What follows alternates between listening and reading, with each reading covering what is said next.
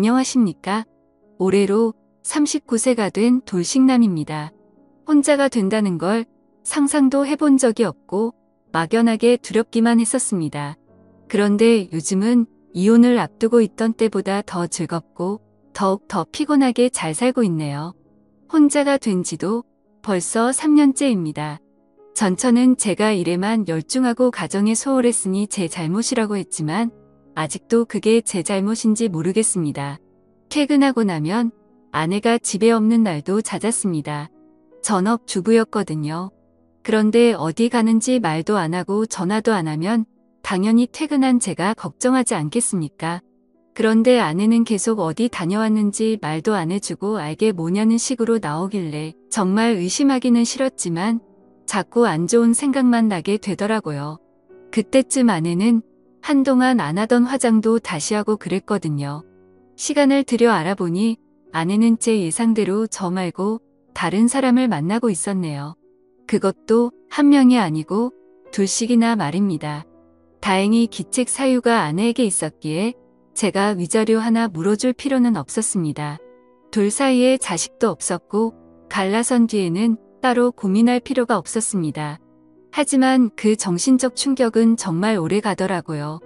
집에 퇴근하면 혼자가 된 외로움보다 더 견디기 힘들었던 건 집안 구석구석 그대로 남아있는 아내의 흔적 때문이었습니다. 분명 우리도 서로 사랑한 날이 있었을 텐데 어디서부터 잘못된 건지 알팡도가 전혀 없었지요. 결혼했으니 두 사람 행복하게 잘 살아보자고 그렇게 열심히 일을 했는데 그 목표가 사라지니 뭘 해야 할지 모르겠더라고요.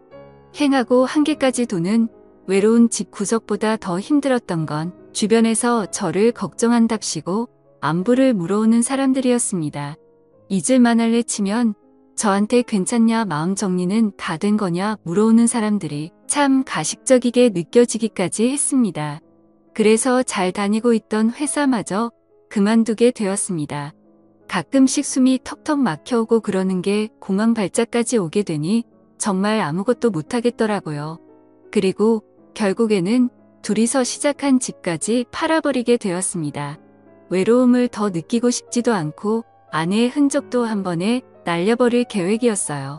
불행 중 다행인지 10년에 가까운 세월이 지난 지금의 집값이 무지막지하게 올랐더군요. 집값이 오른 게 내 집만 오른 게 아니다 보니 결국 그 집을 판다고 한들 더 좋은 집에 갈 수 있는 상황은 아니었습니다.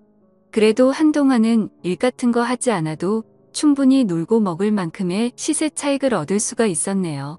부모님도 뭐하러 서울 바닥에 붙어 있냐고 직장도 그만뒀으면 그냥 고향으로 돌아오라고 하셨지만 그래도 혹시나 싶어서 몇 년간은 더 지내보자 싶었습니다. 어차피 별 볼 일 없으면 다시 고향으로 내려갈 것이고 그 사이에 시세 차익으로 돈을 벌어봐야 얼마나 벌겠냐는 생각이 들었어요.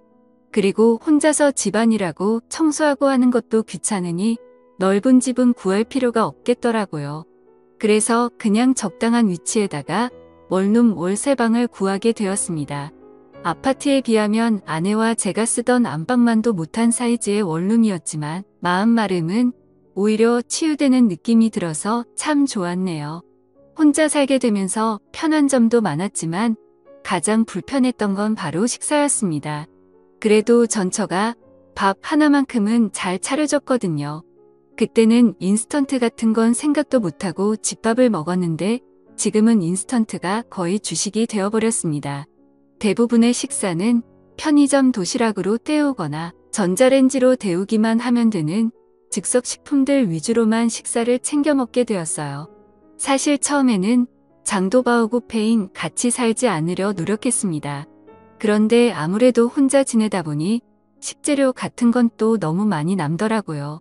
한 끼만 먹으면 되는데 재료는 뭐 그렇게 많이 남는지 그렇다고 조금밖에 사지 않으니 그건 또 밥해 먹을 때마다 장 보러 왔다 갔다 하는 게 참 힘들었네요.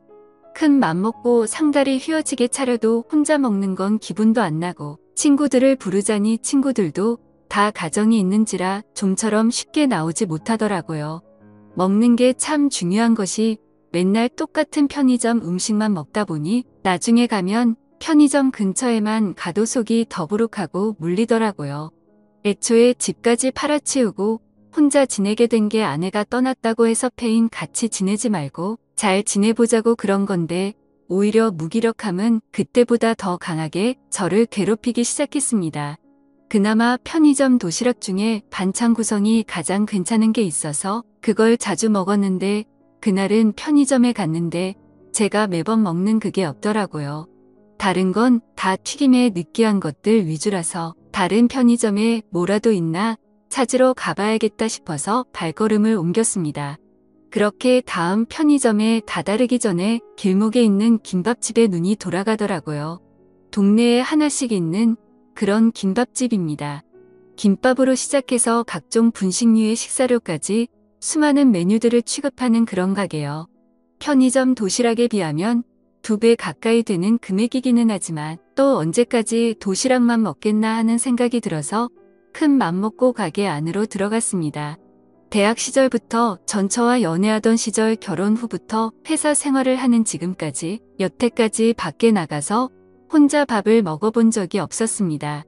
상상도 해본 적이 없었는데 김밥 가게 안에 들어가니 저 말고도 혼자서 식사를 하는 사람이 여럿 있더라고요. 아침 드라마에서 여주인공의 철없는 친구나 친척 정도로 나올 법한 애매하게 이쁘장한 아줌마가 저에게 반갑게 인사를 해주며 맞아주더라고요. 제 기억 속에는 보통 김밥 가게 아줌마들은 빨리빨리 하면서 성질이 급하고 퉁명스러운 그런 이미지였는데 그 여자만큼은 조금 달랐습니다. 활짝 미소 지으면서 반겨주는 모습에 저까지 다 기분이 좋더라고요. 오랜만에 친절한 미녀를 봐서 그런가 자꾸 신경이 쓰이더라고요. 그녀 말고도 다른 아줌마들도 많았습니다. 김밥 주문 받고 김밥 말아주는 아줌마부터 주방에서 새빨갛게 익어서 음식하시는 아줌마도 있었는데 뭐 그러다 보니 그녀의 미모가 한층 더 돋보이기도 했지요. 저 말고도 다른 손님들한테도 사근사근 인사하면서 물은 셀프라고 써있는데도 물 한 컵씩 새로 받아서 가져다 주는데 그 모습이 참 착하고 친절해 보이더군요. 종이로 된 메뉴판을 저한테 주고 갔는데 이 많은 메뉴가 정말 다 되는 건가 싶을 정도로 종류가 많았습니다. 매번 편의점 도시락만 먹다가 그래도 음식점다운 음식점에 오니까 모든 메뉴가 다 맛있어 보이더라고요. 여기서 하루에 메뉴 하나씩만 사 먹어도 한 달 가까이는 겹치는 거 없이 새로운 음식을 먹겠다는 생각이 드니 왠지 더 입맛이 돌기 시작했습니다. 혼자 식사하는 사람도 많으니 혼자 밥 먹는 꼴이 궁상마저 보이지도 않을 것 같고 무엇보다 저를 반겨준 예쁜 아줌마가 있으니 그녀를 보러라도 매일 같이 와야겠다는 생각이 들었어요. 제육 덮밥이 참 맛있었는데 전자레인지에 데워 먹던 거랑은 비교가 되지 않더라고요. 매번 편의점 걸 먹을 때마다 좀 더 매웠으면 했는데 여기는 청양고추도 송송 썰어주고 더 맵게 해달라면 맵게 해주니 참 좋았습니다. 땀을 뻘뻘 흘리면서 먹었어요. 저를 반겨준 그 여자는 매주 목요일 일요일 이렇게 이틀을 쉬는 것처럼 보였습니다. 모처럼 먹으러 갔는데 그녀가 없으면 좀 아쉽더라고요. 그래서 일부러 그날은 빼고 그녀가 출근하는 날에만 가서 밥을 먹게 되었습니다. 하루는 또 땀을 뻘뻘 흘리면서 제육 덮밥을 먹고 있는데 주방에서 일하시는 아줌마가 밖에 나오더니 저한테 친한 척을 하더라고요. 제가 매번 청양고추 넣어서 해달라고 하는 데다가 매일 같이 와서 같은 걸 먹고 가니까 아줌마도 제가 참 신기했나 봅니다. 저를 청양고추 총각이라고 불렀었는데 저한테 총각은 왜 맨날 혼자서 밥 먹으러 오냐고 물어보더라고요. 그래서 아줌마의 질문에 제가 총각은 맞는데 얼마 전에 반품돼가지고 총각이 된 거라고 그래서 이렇게 혼자 오는 거라고 대답을 했어요. 그 정도면 충분한 대답이 되었을 거라 생각했습니다. 그러자 아줌마가 생긴 게 어려 보여서 여죽 총각인 줄 알았다면서 우리 막내도 반품돼서 처녀인데 둘이 하면 잘하겠다고 하면서 저와 그녀를 약간 핑크미 분위기로 몰아가더라고요. 그녀는 앞서 말한 대로 상당한 미인이었습니다. 김밥집에서 일하다 보니 화장을 거의 안 하고 다니는데 화장을 안 해도 어지간히 그녀보다 예쁜 사람은 보기 힘들 정도예요. 조금 마른 제형이라서 억척스러워 보이기는 하는데 그래도 키가 크니까 김밥집 유니폼에 앞치마를 메고 있는데도 오태가 살더라고요. 딱 봐도 화장하고 꾸며 놓으면 어디 가서 빠지지 않을 만한 여자라고 생각했었습니다. 그런데 아무튼 아줌마들이 그녀와 저를 이어주려는 분위기가 조성되었고 어쩌다가 둘이 눈이 마주쳤는데 그 여자가 살짝 웃으면서 부끄러워하는데 멈춘 줄 알았던 제 마음이 유동을 치기 시작하는 겁니다. 혼자가 된 지도 꽤 오래되기도 했지만 그녀가 그동안 보여준 친절함과 예쁜 미소가 알게 모르게 제 스스로 그녀에게 빠져들게 만들고 있었던 것 같네요. 나중에 알고 보니 아줌마들은 제가 그녀가 일하는 날만 골라서 오는 걸 눈치채고는 그녀와 저를 애초에 이어줄 생각을 가지고 있었나 봅니다.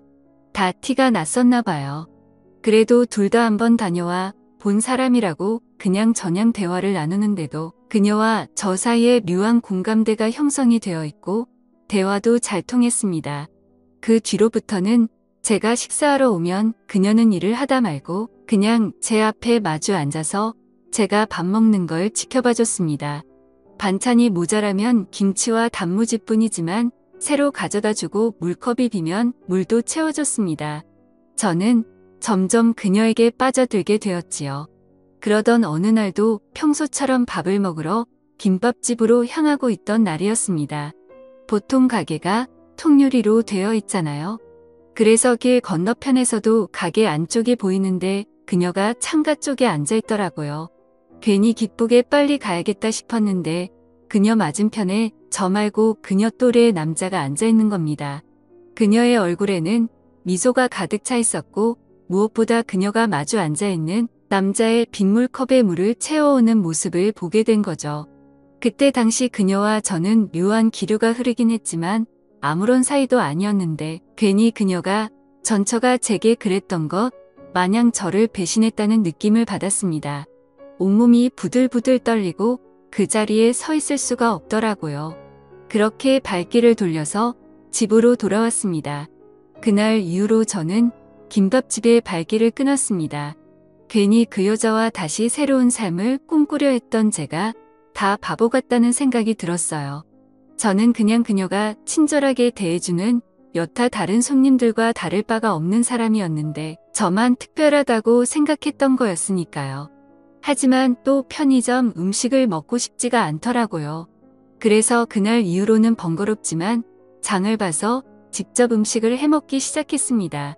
다시 사람답게 살아야겠다 결심을 했었거든요. 편의점 밥만 먹다간 이런 폐인 같은 생활을 청산할 수가 없을 거라고 생각했고 제가 직접 밥을 해먹는 것부터가 새로운 삶을 시작할 준비라고 생각했었습니다. 혼자서 음식을 하고 그 밥을 먹으려니 이미 벌써부터 질리기 시작했습니다. 제가 요리를 잘 못하는 것도 있지만 이미 음식을 하면서 그 과정에 질려서 식욕이 뚝 떨어지더라고요. 제가 음식을 해도 괜찮으니 같이 먹어줄 사람 한 명이라도 있었더라면 하는 생각이 마구마구 들었습니다. 요리 솜씨는 조금 나아졌을지언정 밥 먹는 재미를 점차 잃어가고 있던 어느 날이었습니다. 이 메뉴 저 메뉴다 해보다가 갑자기 김밥집에서 먹던 제육덮밥이 생각나서 그걸 한번 만들어 먹어볼까 하고 장을 보러 나갔어요. 한참 고기는 어디 부위를 쓰는 게 맞는 건가 하면서 포장된 고기를 보고 있는데 누가 제 등 뒤를 쿡 지르더라고요. 고개를 돌린 곳에는 김밥집의 아름다운 그녀가 제 뒤에 서 있었습니다. 처음 제게 보여줬던 그 미소를 보여주면서 제게 인사를 건넸어요. 요즘 바쁘냐면서 통각에 오지를 않으신다고 무엇이 있는 건 아니냐며 저를 걱정해 주더군요. 전처가 제게 그랬던 것처럼 뻔뻔하게 거짓말을 하고 있는 것 같아서 괜히 화가 났습니다. 사실 그녀가 잘못한 건 아무것도 없는데 그동안의 외로움과 제 과거의 트라우마가 교차하면서 아무 잘못도 없는 그녀에게 화를 내기 시작했죠. 그때 그 남자하고는 잘 돼가고 있냐 빈정거리면서 저 말고도 남자가 많아 보이는데 저까지 신경 쓸 결의를 있냐고 빈정거렸습니다. 그런데 그녀는 제가 무슨 말을 하는지 전혀 몰라 하더라고요. 오히려 빈정거리는 저를 무시해버려도 되는데 그녀는 오해가 있는 것 같다면서 제가 무슨 말을 하는 건지 모르겠다 하더라고요. 그래서 제가 얼마 전에 가게에서 다른 남자와 마주 앉아서 밥을 먹지 않았냐고 저 말고도 작업권은 남자가 많은 것 같은데 저는 직업도 없고 아무것도 없는 백수니까 그 번지르를 한 사람하고나 잘해보라고 말했어요. 그건 제 오해가 맞았습니다. 그녀는 그저 보험 설계사로 찾아온 손님과 이야기를 나눈 것이고 물을 떠다 준 게 아니라 믹스커피 한 잔을 가져다 준 거라고 설명했어요. 그녀는 저 말고는 일하는 시간에 같이 마주 앉아서 식사를 하는 사람은 저밖에 없다고 하는 겁니다. 다른 아줌마들이 저랑 그녀를 이어주기 위해서 그것만큼은 특별히 허락을 해줬던 거라고요. 그리고 그녀도 제가 싫지 않아서 제가 식사할 때면 마주 앉아서 반찬도 가져다 주고 물도 떠주고 한 거였는데 오히려 그녀는 제가 말도 없이 가게를 찾아오지 않아서 자기를 가지고 눈꽃만 생각해서 마음 아파하고 있었다고 하는 겁니다. 그러더니 그녀는 가게에 전화를 걸더라고요. 이만 퇴근해도 되냐고 물어보고는 그 남자랑 같이 있다고 하는 거 보니 저를 만났다고 말하는 것 같았습니다. 잠깐 아줌마들이 음료수가 먹고 싶다고 해서 사러 마트에 온 건데 지금 본 대로 퇴근했다고 말하고 오랜만에 둘이 식사나 하러 가자고 하더군요. 그러다 그녀가 카트 가득히 쌓여있는 식재료를 보고는 그러면 그동안 가게에 안 오고 혼자서 밥을 해 먹은 거냐고 물어보더라고요. 그래서 그렇다고 말하고 오늘은 사실 제육 덮밥을 따라 만들어 먹어보려고 했다고 말을 했어요. 그러자 그녀가 그러면 나가서 괜히 돈 주고 사 먹지 말고 자기가 직접 솜씨를 발휘해 보겠다고 말하고 저도 집에서 가끔 만들어 먹을 수 있게 방법도 알려준다고 하는 겁니다. 그렇게 정신을 차리니까 그녀가 제가 혼자는 집까지 따라왔더라고요. 그렇게 반품된 남자와 여자가 서로에게 관심을 가진 채 단 둘밖에 없는 공간에 들어오게 된 겁니다. 이후에는 말하지 않아도 무슨 일이 일어났는지 다 아실 거예요. 비좁아 터진 원룸에서 정말 불같이 눈이 맞아서 서로의 마음을 확인했습니다. 그리고 마치 아내가 된 듯이 그녀는 부엌에서 저를 위해 음식을 만들고 있었습니다. 그 모습은 정말 사진으로 찍어두고 싶을 정도로 보기 좋았어요. 가게에서는 서빙만 하는 줄 알았는데 요리도 곧잘 하더군요. 언제 고기를 뒤집어야 하는지 불맛을 내려면 언제 어떻게 뒤집고 재료를 언제 넣어야 하는지 이런저런 설명을 해주면서 제가 사온 재료들을 활용해가며 저희 냉장고를 꽉꽉 채워줬습니다. 6가지 음식을 다 해버리고 나니 그녀도 녹초가 돼가지고 제 옆으로 다시 눕더라고요. 정말 둘이 얼마나 녹초가 된 건지 밥 먹을 입맛이라고는 서로 돌지가 않고 그냥 그 자리에서 뻗어버리고 싶은 생각밖에 없었습니다. 그리고 저는 그녀에게 다시 한번 정중하게 사과했습니다.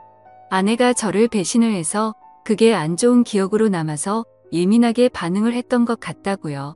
그리고 나에 대한 그녀의 마음에 확신이 없었기에 그렇게 성급하게 오해를 했고 그 화풀이를 한 것 같아 정말 미안하다고요. 그녀는 저한테 사과할 필요 없다고 그녀 또한 그녀와 제가 한참 좋았는데 제가 찾아오지 않아서 혹시 전처와 재결합을 했을 거라고 생각해서 마트에서 말을 걸기 어려웠다고 말을 했습니다. 그런데 그녀가 너무 예뻐 보여서 그녀를 꼭 안아줬네요. 먹는 게 참 중요하다 싶은 게 결국 그녀와 저는 밥 때문에 인연이 시작되었고 이렇게 서로의 곁을 지켜주게 되었잖아요. 그때 제가 편의점에서 아무거나 사 먹었다면 그녀와는 지금 그 어떤 인연도 없었을 겁니다. 사람 일은 알다가도 모르겠고 참 재미있는 것 같아요. 그녀나 저나 다시는 사람을 믿지 못할 거라 생각했는데 이렇게 또다시 서로의 등을 지켜주는 인연이 되었습니다. 다 포기한 인생이었는데 이젠 그녀를 위해서라도 다시 열심히 살아가야 할 것 같습니다. 지금까지 제 사연을 읽어주셔서 감사합니다.